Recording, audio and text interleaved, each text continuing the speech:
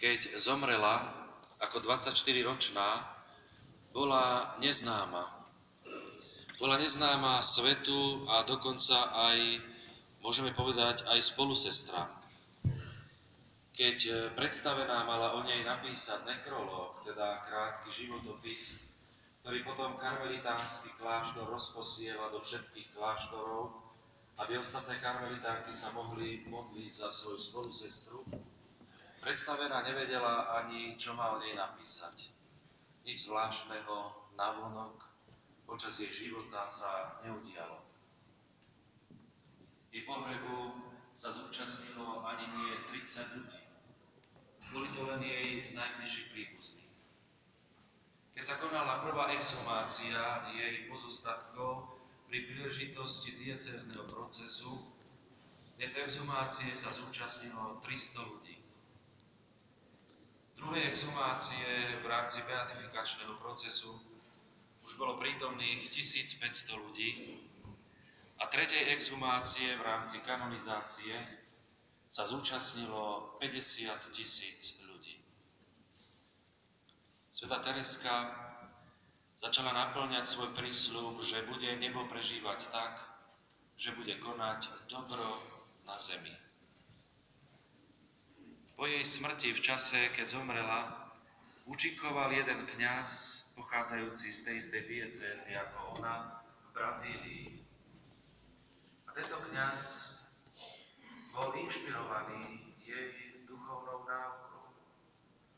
Hoci vtedy ešte médiá nepôsobili a neboli tak rozšírené ako dnes, už 15 rokov po jej smrti bolo vydaných 200 000 exemplárov jej dejín duše a do 1 000 000 brožúr, ktoré opisovali zázraky, ktoré Tereska vykonala. Aj tento kňaz v Brazílii bol inšpirovaný jej náukou a začal sa k nej utiekať, hoci ešte nebola vyhlásená za svetu. Začal v Brazílii zakladať tzv. Légie sestry Terézie. Sestra do Lizie napísal list, v ktorom hovorí a píše, že keby mal opísať všetky skúsenosti, ktoré s ňou má, musel by napísať niekoľko hrubých kníh. A tak z vďačnosti voči Karmelu, z vďačnosti za to, čo všetko Tereska konala a ako mu pomáhala v misiách v Brazílii, dal vyhotoviť drevenú truhlicu zo vzácneho brazílskeho dreva a v tejto truhlici poslal do Lizie zabalenú brazílsku zástavu z vďačnosti Tereske, ktorá pomáha jeho misii v Brazílii. V Lizie začali túto truhlicu nazývať brazílskym divom. Keď sa konal proces kanonizácie, požiadali sestry z Karmelu, či by Brazília nevytvorila relikviár, do ktorého by boli vložené Tereskine ostatky. A tá konferencia biskupov Brazílie uskutočnila celonárodnú zbierku, z ktorej klenotník Brunet vytvoril vzácny brazílsky relikviár z pozláteného striebra a vzácneho brazílskeho dreva. Tento relikviár, táto truhlica teda sa stala relikviárom, boli do nej vložené ostatky Tereskine kosti a boli uchovávané v Lizie v Karmeli.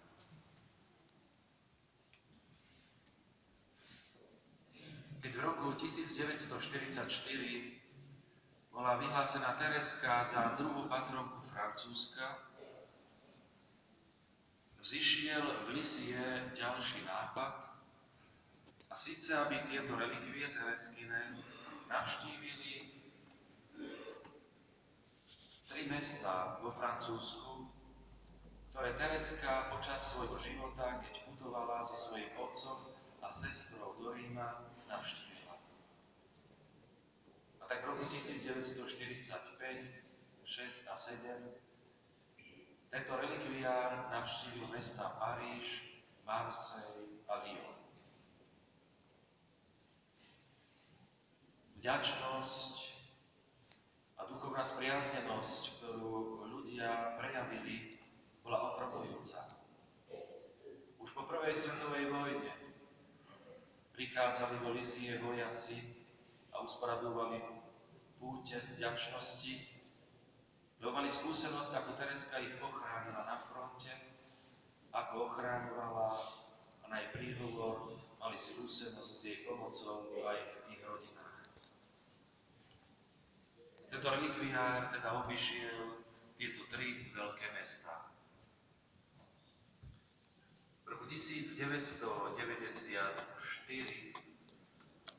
sa jeden biskup z Indie opýtal sestier karmelitánok, čo pripravujú k storočnici výročiu jej smrti.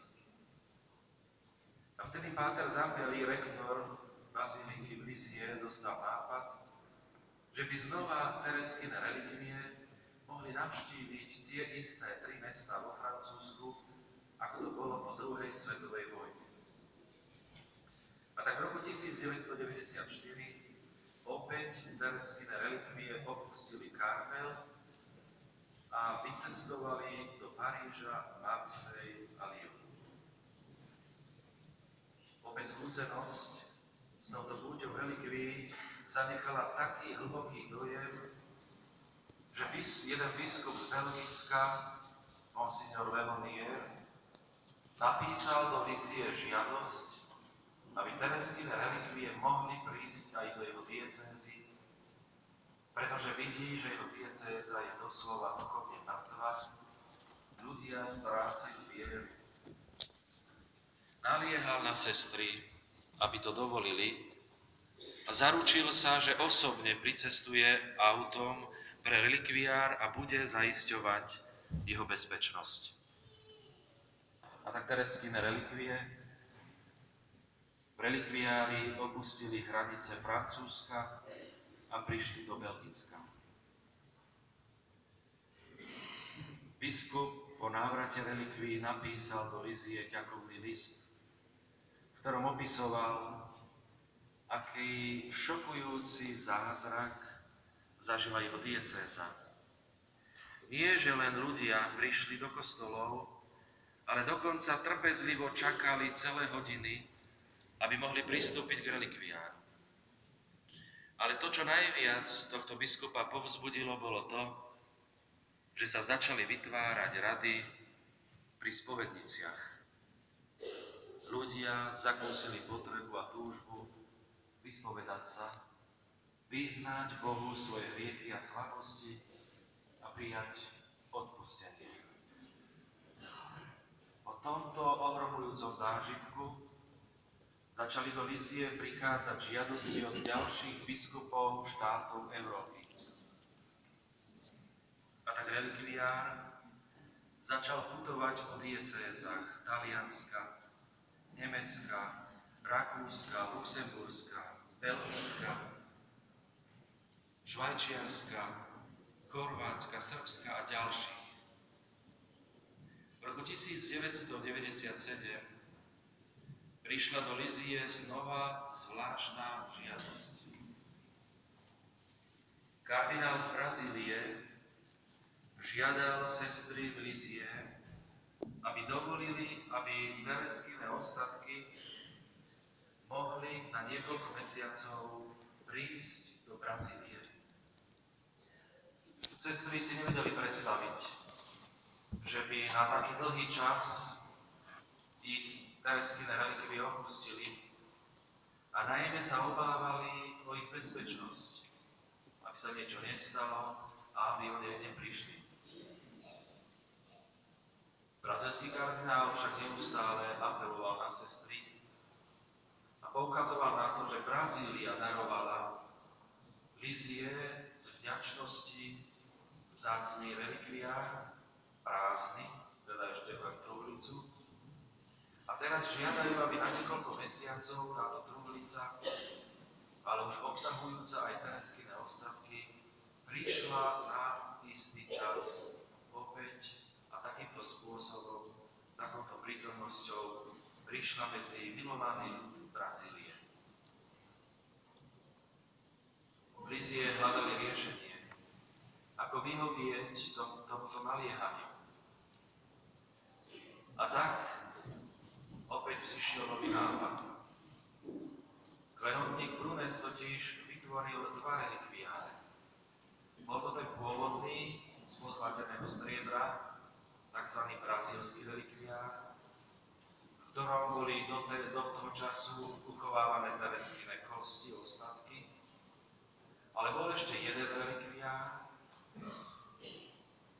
ktorý je teraz prítomný aj tu a ktorý tiež mali sestry k dispozícii. Tak v roku 1997 sa Tereskine ostatky rozdelili z pôvodného prvého relikviára, v ktorom ostala časť, a väčšia časť bola preložená do tohto relikviára.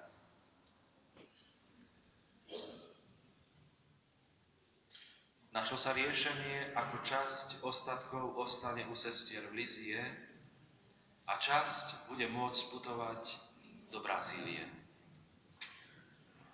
Kardinál Brazílie trval na tom, že bude osobne prítomný na palube lietadla, ktoré bude relikviár prevážať do Brazílie. Keď na letisku pristali s relikviárom, konala sa na štadióne slávnostná privítacia svätá omša, na ktorej sa zúčastnili 10 000 ľudí.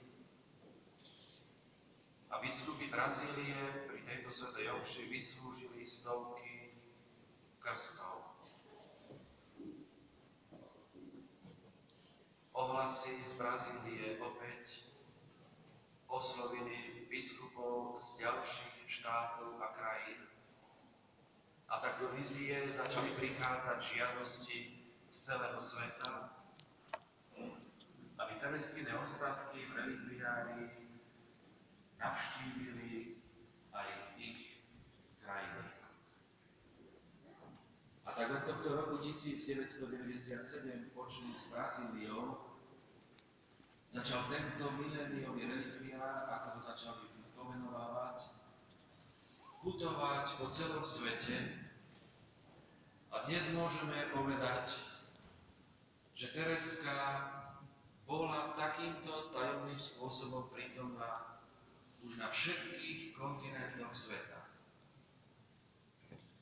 A jej túžba, ktorú vo svojom živote prežívala, že by chcela byť misionárkou a že by chcela Kristov kríž posadiť na všetkých kontinentoch a svetadieloch, teda sveta, sa po jej smrti naplnil. Ona to pred svojou smrťou cítila, že jej poslanie sa ešte len začne. Že ona bude svoju misiu vykonávať z neba po svojej smrti. Že bude svoje nebo prežívať tak, že bude konať dobro na zemi. A dnes sú skúsenosti miliónom ľudí, ktorí svedčia o tom, že tento Tereskín prísľub je pravdivý. A to aj nás, bratia a sestry, môže upevniť v nádeji a vo viere, že smrťou sa život človeka nekončí. Tereska je pre nás svedectvom tejto pravdy.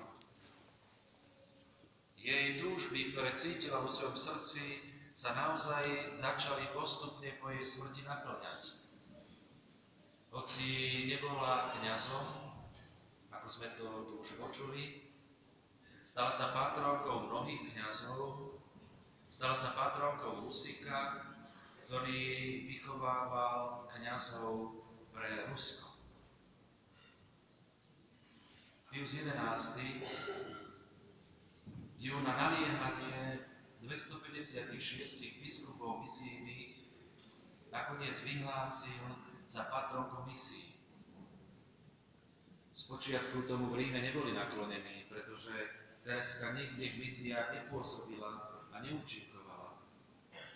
Ale keď do Ríma prichádzali neustále nové a nové svedectvá misionárov, ktorí svedčili o tom, ako im Tereska pomáha a ako otvára ľudské srdcia, nakoniec vyhoveli tejto požiadavke postavená Tereska na úroveň svätého Františka Xaverského a bola vyhlásená za patronku misií.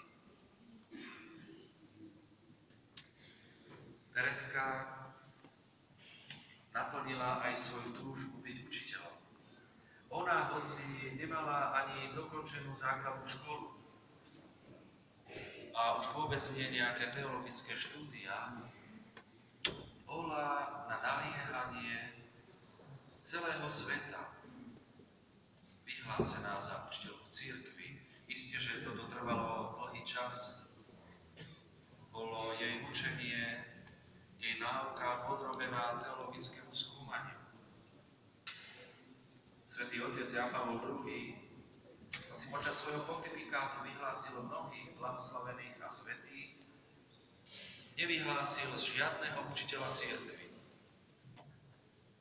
A keď cítil a vnímal, že sa blíži koniec jeho púte, povzbudil príslušné kongregácie, aby sa prešetrovanie a proces vyhlásenia svätej Terézie z Lízie urýchlili. Prejavil prianie, že on sám by rád ešte osobne vyhlásil svätú Teréziu za učiteľku cirkvi, čo sa nakoniec uskutočnilo na misijnú nedeľu v roku 1997. Tereskine túžby sa naplnili, lebo ona verila a dôverovala Bohu, že ten nevkladá do srdca človeka túžby, ktoré by boli neuskutočniteľné. Skúsenosti z Tereskyho účinkovania vo svete sú veľké. Keď tento relikviár pricestoval do Argentíny, prezident Argentíny vyhlásil, že táto udalosť je v celonárodnom záujme a Tereskyne ostatky na letisku prijali s prezidentskými poctami. Vo Filipínach žiadali biskupy, aby relikviár navštívil aj väznice. A tak relikviár putoval v tejto krajine aj po väzniciach a dokonca navštívil aj väznicu, v ktorej čakali väzni na vykonanie trestu smrti.